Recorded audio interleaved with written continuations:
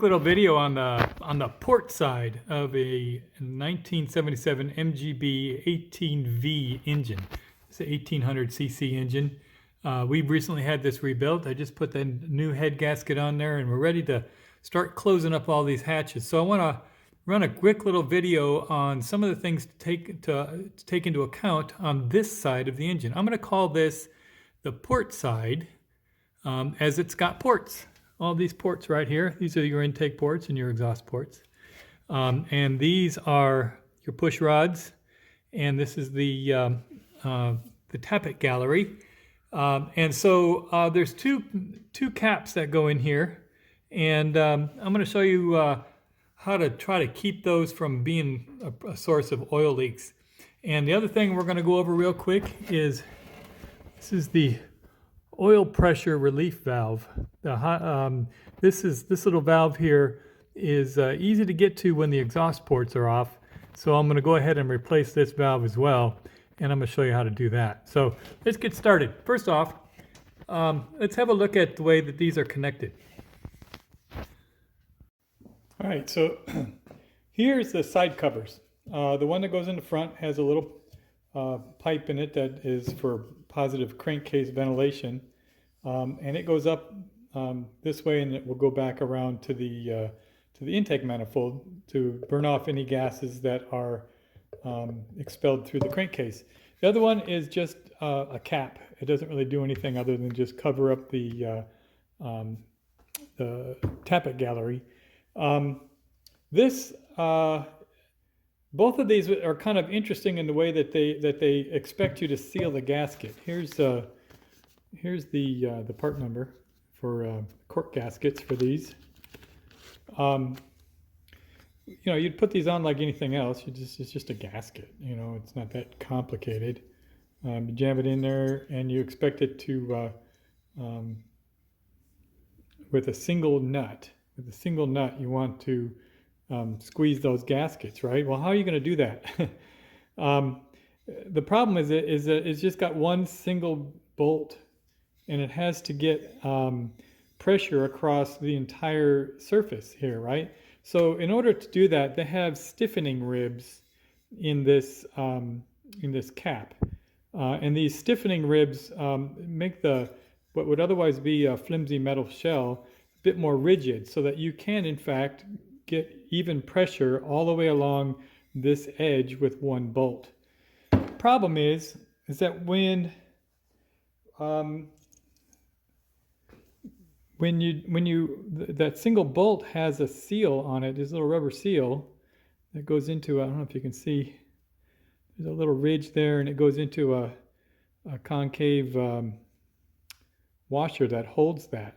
This rubber seal, if you're not managing that rubber seal can get old and cracked, and you'll start to get leakage, right? And so what's the first thing you do when you get leakage?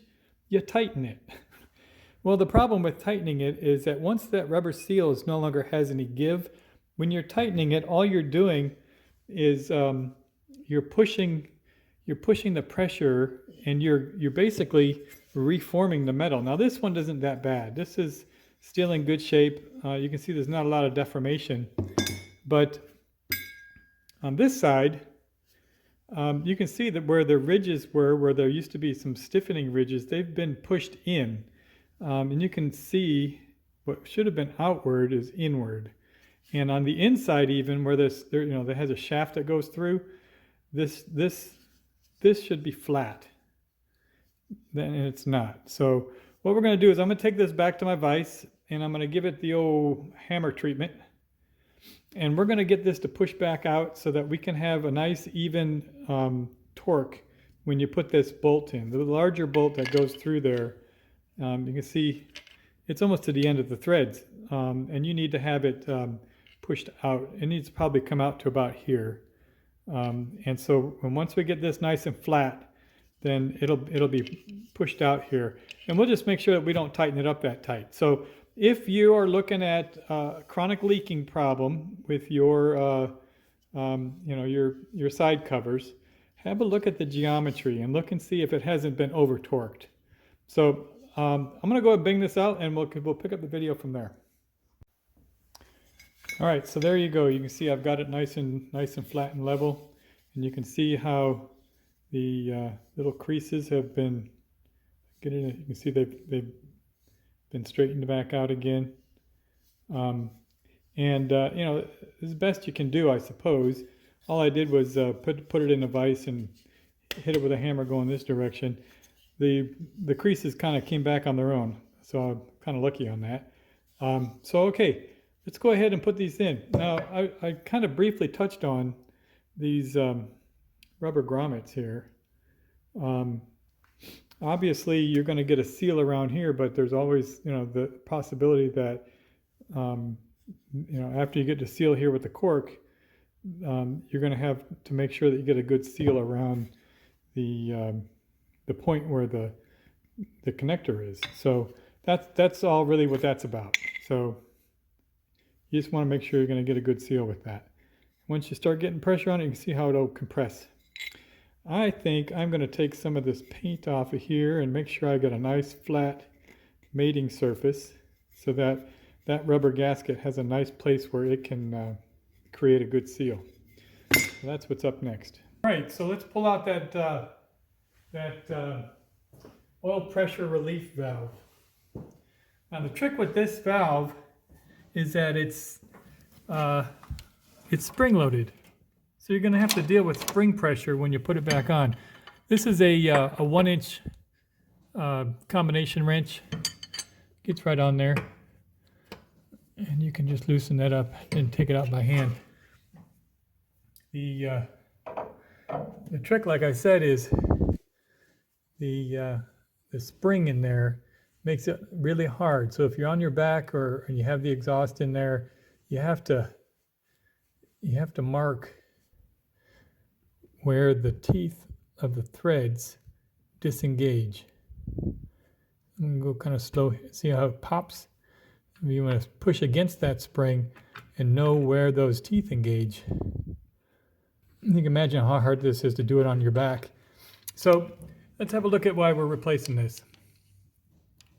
First off, you can see how shiny this part of the spring is. When you have shiny springs and it's deformed and it's changed the shape of the spring, then you can tell that the spring has lost its spring. It's going to be a little less springy. So we're going to replace the spring. And this right here is the valve. And it has some wear patterns on here that I'm not too confident with. So we're going to replace the spring and the valve. And altogether it was like $1.50 at Moss. So the other thing here is you can see the seal on here is it's a copper washer. So we're going to want to clean this off, and if it's possible, we want to anneal it. You can do that with a little bit of heat, and it will make the copper a little softer so that you can get a good seal on that. So let's take it over to the bench and clean it up. All right, so let's identify where the teeth are gonna grab. So I've got it here without the spring. I've got it all cleaned up and ready to go. So what I'm gonna do is I'm gonna put it into the hole here, and I'm gonna start to tighten it. Okay, and here you can see I've got one row of teeth has grabbed it. I'm gonna back it off just a little bit. That's where it lets go. So we know this flat surface right here, if it's at 12 o'clock, then it's gonna bite, and if it's below that, then it won't.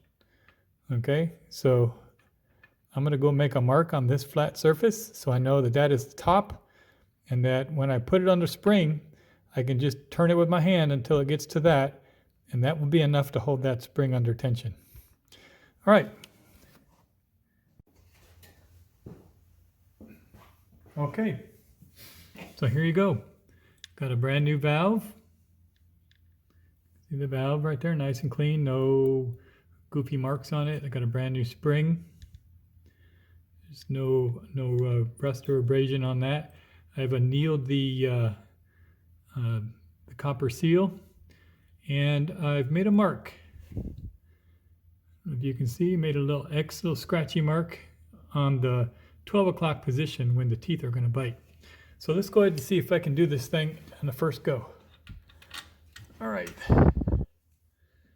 Put this at about 3 o'clock. Put it under pressure. Give it a turn. There we go. Just like that. That's how that is done.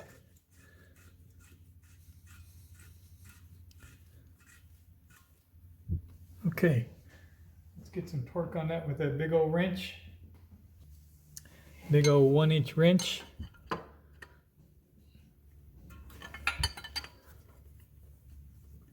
I use the box end of this. Here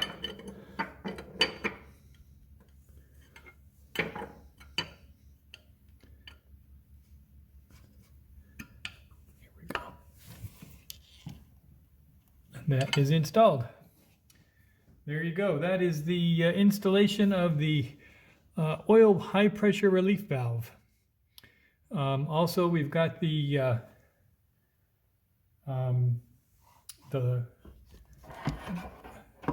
gallery box is installed. Everything is all copacetic. So that is the port side preparation. The next thing we're going to do is we're going to put the exhaust valves and the exhaust manifold and the intake manifold on. I'm going to do a separate video for that. So there you go. If you like this video, please comment and subscribe. If you don't, still comment. Tell me what I did wrong, and I'll offer up any advice that you may have. This is a 1977 MGB with an 1800 engine. Cheers. Have a good day.